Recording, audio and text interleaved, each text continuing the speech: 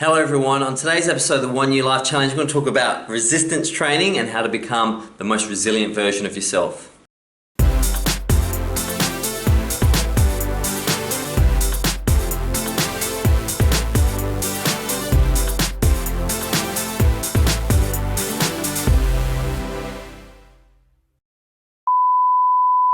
Hello everyone, I've got a bicep flex in, so I'm excited. We're going to talk about resistance training today, and we're not going to talk about so much weightlifting, which many people associate with resistance training. We're going to talk about challenges in life, the resistance that's thrown at you that you push through to become stronger. Obviously muscles is the most obvious one. The bigger the weight, the more you pull, the more challenges, the bigger the muscle becomes, and therefore the more it can deal with next time. But we need to treat our brains the exact same way. You don't see weightlifters at the gym going, oh, I hate these 50 kilo dumbbells, they're so heavy, I hate them. They just simply acknowledge they're there, and when they're ready, they lift them. But with our problems, we're always telling our problems we hate them when there are opportunities to grow. So we're always going to begin with a quote, and that quote is, tough times don't last, tough people do. Winston Churchill. And I tell you what, sometimes I hear quotes, and I've read a lot of authors, and when I hear quotes I often think about the character who gives the quote. It's easy for someone who's never been through war to say war is hell, but I'd be more interested in listening to someone who's been through that. Direct experience, as the Buddha said, is your only teacher.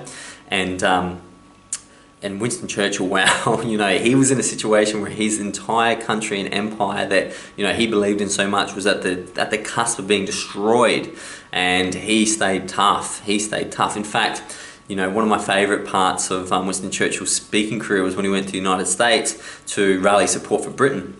And he was told that the French Parliament, who had just capitulated to the Nazis, had said that the Nazis and their army, which is so advanced, will strangle the necks of the British like a chicken.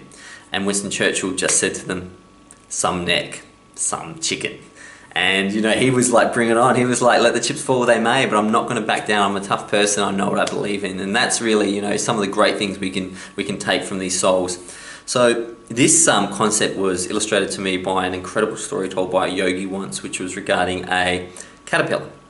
Now, a yogi master was sitting in India, and around him were all the cocoons that had fallen from the trees, ready to give way to a butterfly. And he allowed those who would sit there and meditate while the cocoons broke open, and the butterflies would struggle to get out of the cocoon. Some would make it, some wouldn't, and then fly off. And a little child walked up to the yogi and said, can I have one of these cocoons? I'd love to see it and look after this butterfly. And the yogi said, you can take it with one condition. Do not help the butterfly. Do not assist the butterfly anyway, just be present and watch.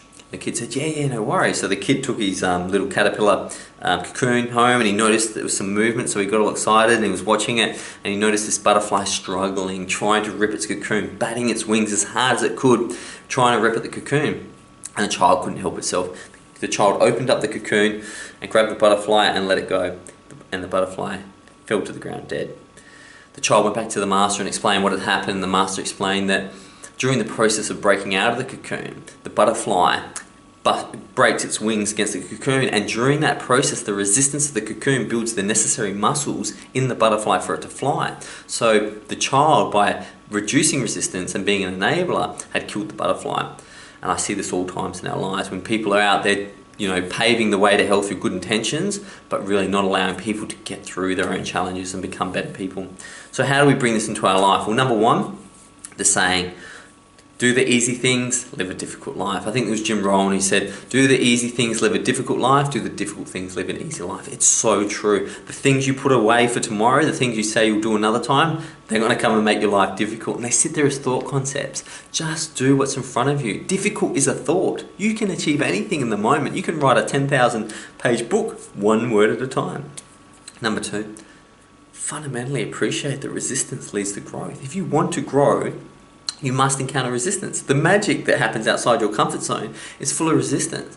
And you've got to think to yourself, like, have you ever been upset that you've taken on a challenge or had resistance? No, I mean, walking would have been incredibly difficult as a child, but you didn't give up, and that's why you can walk today. Number three, as I mentioned before, the difficulty of the task is a thought concept, and that's unfortunately what keeps you in procrastination mode, because you're so worried about starting because it's so difficult, because it's so long and it's going to take so many hours that you never begin anyway. Now this is a good one. Chase the downs and collects the ups. I was sitting with my friend one day and I just had this insight, this satori as they call it in Japan, where, you know, my friend and I were, we're talking about big things and plans and what we can do in the future, and this was all before I understood non-thinking. And something hit me that life is always up and down, right? Like we know this. After the party is the hangover. After the during the workout is the pain, and then during the workout is the pain, and then you get the endorphins later. So in life we keep chasing these ups. Keep trying to get the house, and then we get the mortgage bill. Get the drive the car faster, and then get the speeding fine.